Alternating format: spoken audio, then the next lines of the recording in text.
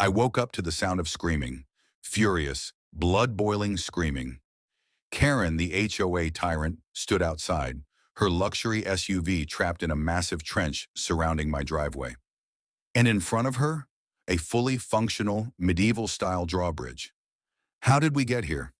Well, that's one hell of a story. Watch till the end to see how I took down the most ruthless HOA president ever. Comment your thoughts, hit like, and subscribe for more insane stories. The nightmare begins. The queen of the HOA strikes. It all started with screaming. Not just any screaming. This was the ear-piercing, rage-filled, borderline feral shriek of Karen Matthews, the self-appointed queen of the HOA and my personal nemesis. I bolted upright in bed, my heart hammering. It was still early, the kind of quiet morning where the sun was barely creeping over the rooftops, and the world hadn't fully woken up yet. But there she was, standing at the edge of my property, her face a deep shade of crimson, veins bulging at her temples, looking as if she had just witnessed a war crime. But the real masterpiece? Her brand new, fully loaded luxury SUV, completely trapped inside a massive trench that I had legally built around my driveway. And right in front of her, a fully functional, medieval-style drawbridge. I could raise it, I could lower it, and I could damn well decide who got in and out. Her SUV stuck in the middle might as well have been stranded on an island. I stood there, coffee in hand, watching the glorious disaster unfold as neighbors started peeking out of their windows, whispering amongst themselves. Karen's mouth flapped open and closed like a fish gasping for air. She was seething, and I was enjoying every second of it. But to understand how we got to this absolute masterpiece of pettiness, we need to rewind 2 weeks earlier, back when I was just an average guy, trying to live a normal life in my own damn home. 2 weeks earlier, the first strike. I had always known Karen was bad news. Ever since I moved into the neighborhood, she had been a thorn in everyone's side. The type of HOA president who measured people's grass with a ruler, handed out fines for mailboxes that were an inch too tall, and sent out strongly worded letters if your garbage cans weren't color coordinated. She ruled with an iron fist, and the worst part, she loved every second of it. I had mostly managed to stay under the radar until one fateful morning. I walked outside, coffee in one hand, car keys in the other, ready to start my day, only to find my driveway completely blocked. There it was, Karen's oversized SUV, parked horizontally across my driveway like a barricade. I stared at it for a long moment, blinking, trying to process what I was looking at. Surely this was a mistake. Maybe she had just pulled in for a second? Maybe. And then I saw her, standing on the sidewalk, arms crossed, that smug grin plastered on her face. The one she always wore when she was about to ruin someone's day for sport. "Morning, Jake," she purred. "Karen, your car is blocking my driveway." "Oh, I know," she smiled even wider. "Then, move it?" "Can't do that." She pulled out a clipboard. "You see, we've had some complaints about your driveway." I blinked. Complaints? About my driveway? From who? "That's confidential," she said breezily, waving me off like I was a peasant daring to question royalty. "But we, the HOA, have determined that your driveway is not up to community standards. Until we conduct a full review, I'll need to keep my vehicle here to prevent further violations." I laughed, out loud. Surely she was joking. This was ridiculous. My driveway was perfectly normal. A standard concrete slab, nothing fancy, but absolutely nothing illegal. "Karen, this is insane. There's nothing wrong with my driveway." "Well," she said, inspecting her nails, "the HOA board has the final say. So until we make an official decision, I'm afraid my car stays right here." I waited for her to say, "Just kidding," but she didn't. "If you try to tow it," she added sweetly, "that'll be considered harassment under HOA rules." At that moment, I realized two things. She wasn't joking. I was at war. The days that followed, pure, unfiltered hell. Every morning, Karen's SUV was still there, parked defiantly across my driveway like a metal middle finger. I called the HOA. They refused to help. I called a tow company. They refused to touch it. I called the police. They said it was a civil matter. Meanwhile, Karen strutted around the neighborhood like she had just won the lottery. She was loving every second of my misery. But then, things got worse. One afternoon, I checked my mailbox and found a thick envelope from the HOA. Inside, a fine. For what? Failure to maintain a functional driveway. I laughed bitterly. How the hell was I supposed to maintain a driveway I couldn't even use? The fines kept coming. $50 for driveway neglect, $100 for failure to keep the area clean, $200 for obstructing community aesthetics. Every day, another one showed up. I was being financially bled just because Karen wanted to flex her HOA power. And that's when I realized, if Karen wanted to play dirty, I would play smart. That night, I didn't sleep. Instead, I researched every zoning law, every HOA bylaw, and every legal loophole I could find. I pored over city codes, property rights, and obscure ordinances, searching for a way to beat her at her own game. And then, I found it. One tiny, beautiful clause buried deep in the local ordinances. Homeowners are permitted to implement security measures on their property, provided the modifications are non-permanent. I read it again, and then I smiled. Because in that moment, I knew exactly what I was going to do. 2 weeks later, the reckoning. And that, dear reader, brings us back to the present. To Karen screaming on my lawn, to her luxury SUV hopelessly trapped in a medieval-style moat, to the drawbridge rising and falling on my command. She could yell all she wanted, she could threaten, she could rage. But I had played by the rules, and the war had only just begun. The HOA strikes back. The wrath of Queen Karen. If you've ever dealt with an HOA from hell, you know that people like Karen don't just back down. They double down. And that's exactly what happened.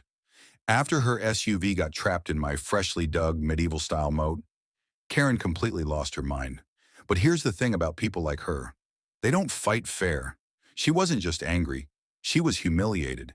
And humiliation? That's a dangerous thing for a control freak.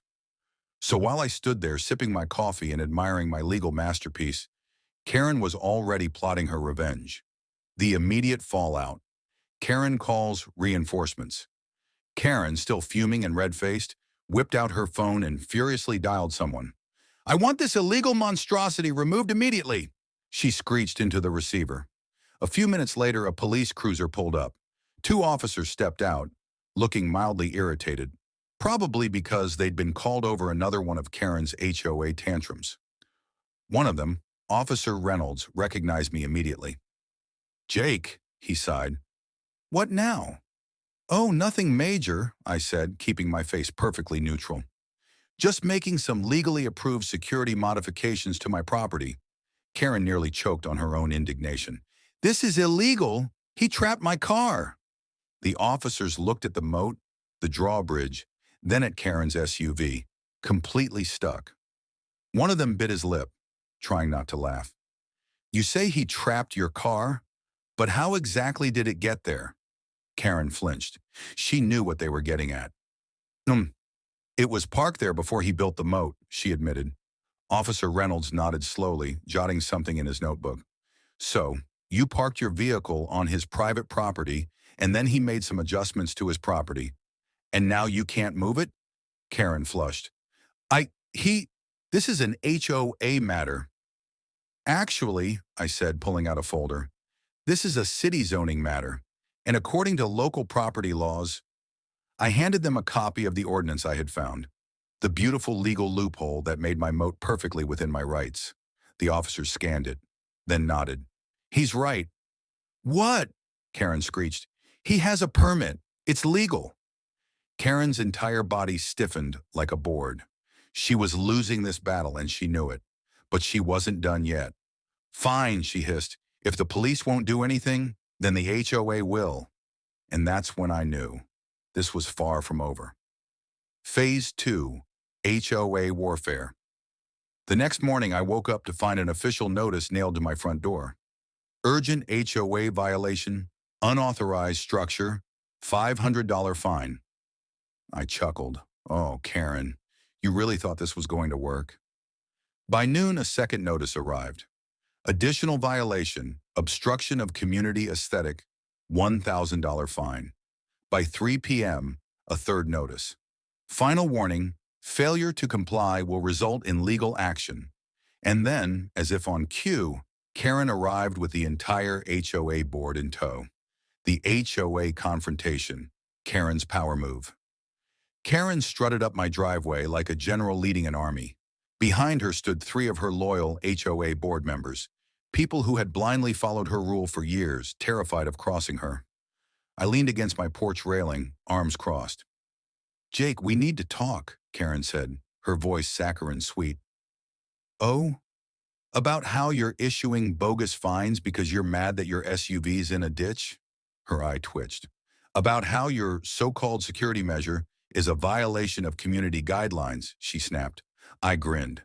"See, that's the thing, Karen. It's not a violation. I read the guidelines. I followed the rules. I even filed the proper permits." She slammed a folder onto my porch table. "The HOA has decided that your modifications do not meet neighborhood standards. You will need to remove the moat and drawbridge within 48 hours or face escalating penalties, including a lien on your property." I raised an eyebrow. "A lien?" Oh, she was playing dirty now. "And if I don't?" I asked, sipping my coffee. Karen smirked. "Then the HOA will take legal action. And trust me, Jake, you do not want to go against us in court." I looked her dead in the eye, and I smiled. Because what she didn't know, I was already 10 steps ahead of her. The first major setback, HOA's last-ditch attack. That night, just as I was preparing my next move, Karen escalated things even further. Around midnight, I heard rustling outside. I peeked through my blinds and saw flashlights moving along the edge of my property. I grabbed my phone, checked my security cameras, and there she was, Karen, dressed in black, sneaking around my moat like a low-budget ninja, and in her hands, a pair of bolt cutters. I watched as she hunched over the drawbridge mechanism, and then, snap.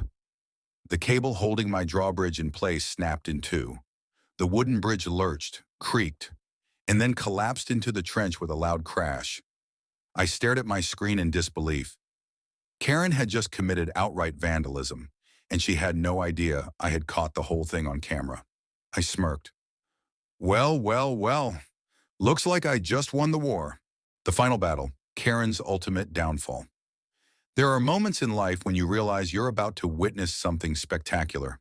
For me, that moment was watching Karen on my security cameras, dressed like a bargain bin ninja, sabotaging my drawbridge with bolt cutters. I watched, sipping my late-night whiskey, as she snipped the support cables, causing the wooden bridge to collapse into my moat with a thunderous crash.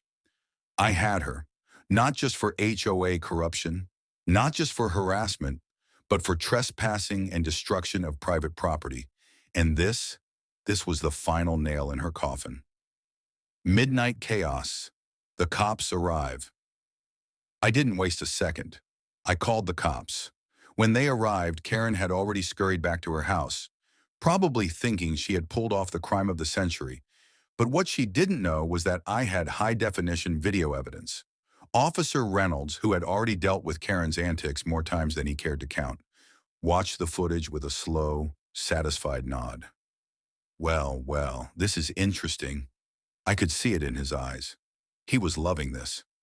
He turned to his partner. "We got enough for an arrest?" His partner grinned. "Oh yeah, let's go pay Queen Karen a visit."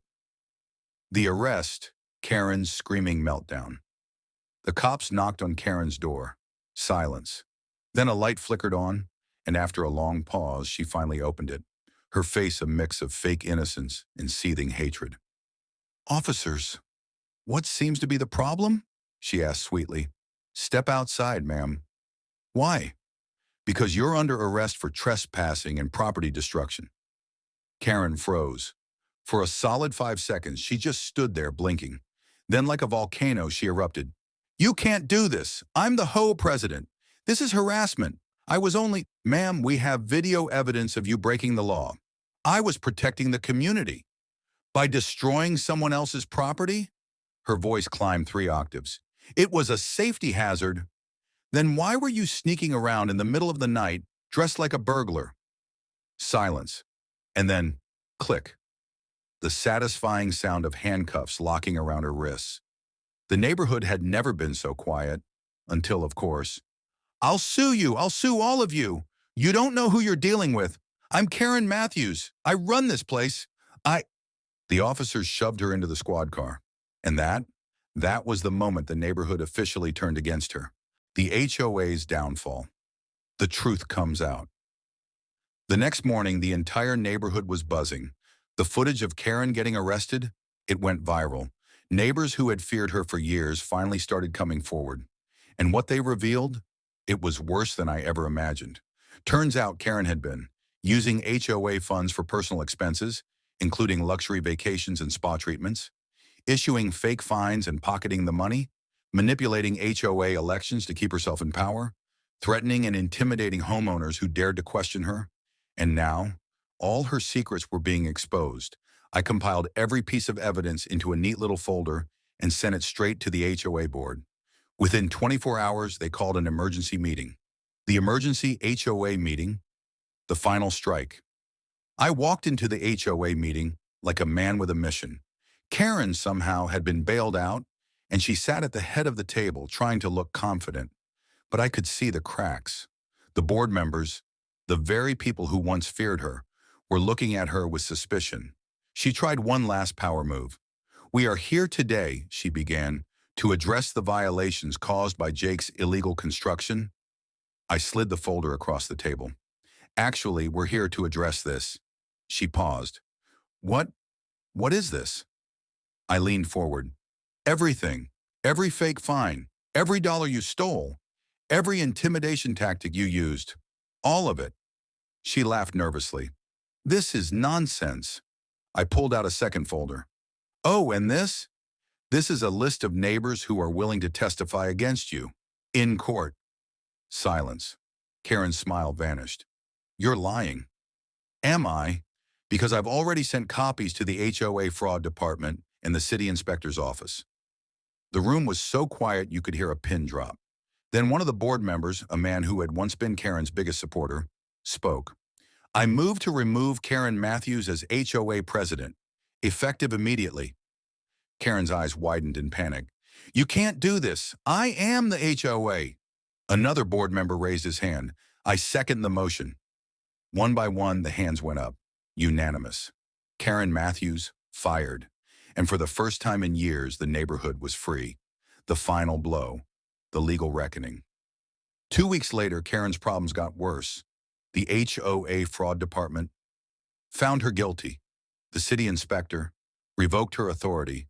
The legal system charged her with embezzlement and fraud. Her house was seized to pay back the stolen funds. She tried to fight it. She tried to appeal. But in the end, she lost. She was forced to sell her house at a massive loss.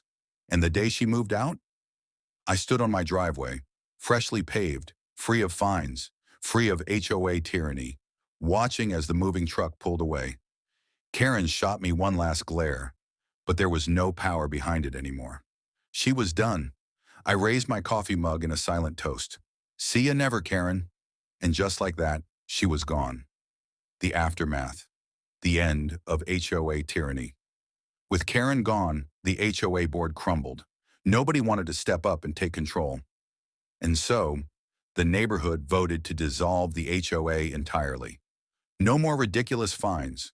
No more Karen-style dictatorship. No more living in fear. For the first time in years, people could actually enjoy their homes. And as for me, well, the drawbridge stayed. I installed a small plaque on it, just as a reminder. In memory of HOA tyranny, never again. And every time a neighbor walked by, they'd stop, chuckle, and say, "Man, that was the greatest HOA takedown of all time." And you know what? They were right. The aftermath. The legend of Castle. Jake. The day Karen left felt like a national holiday. Neighbors gathered on their porches, watching as the moving truck lurched down the street, taking the last remnants of her HOA tyranny with it. Some people waved. Some people cheered. One old guy from down the block even popped a bottle of champagne. And me? I stood on my driveway, my perfectly legal, HOA-free, beautiful driveway, sipping my coffee, watching the show. Karen slumped in the front seat of her car, shot me one last death glare, but the fire in her eyes was gone. She had lost, and she knew it.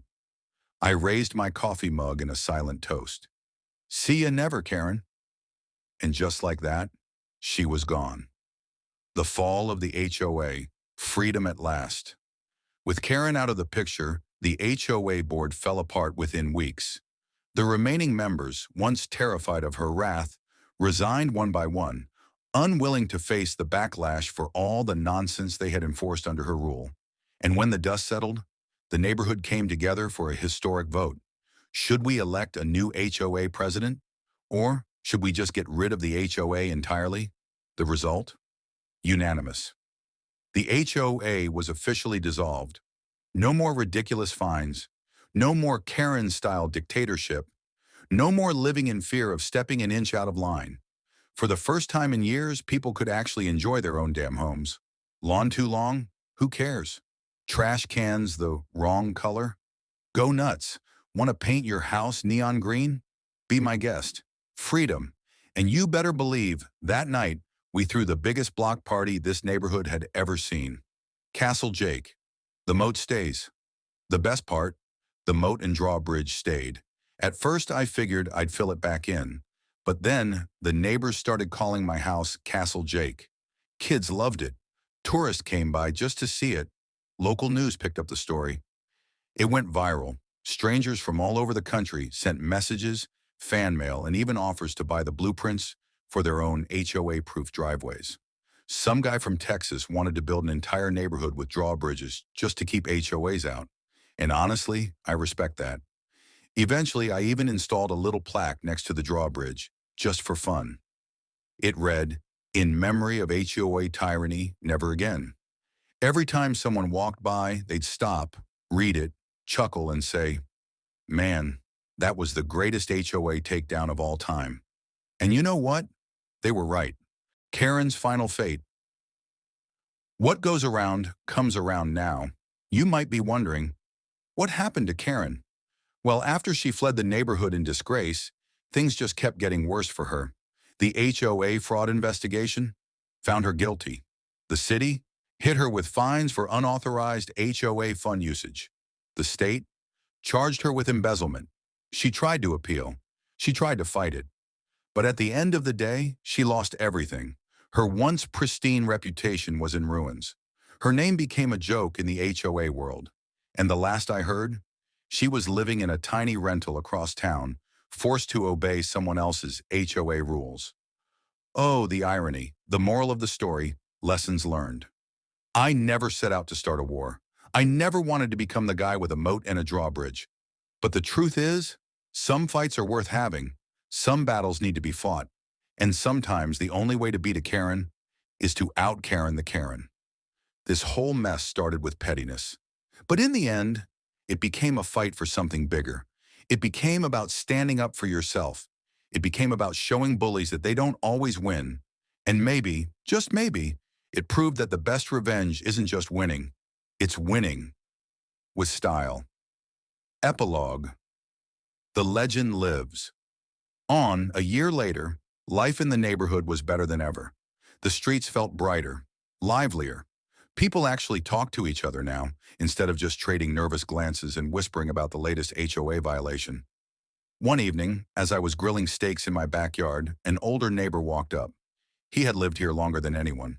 He had seen Karen's reign from the beginning. He stood there for a moment, looking at my drawbridge, then at me. And then, with a grin, he said, "You know, son, I always knew someone would take her down one day, but I never thought it would be with a goddamn medieval fortress." I laughed. "Sometimes you gotta get creative." He clapped me on the back. "Well, whatever you did, it worked. This place is better without her." I nodded, flipping my steak. Yeah, it is." And for the first time since I moved in, I finally felt at home.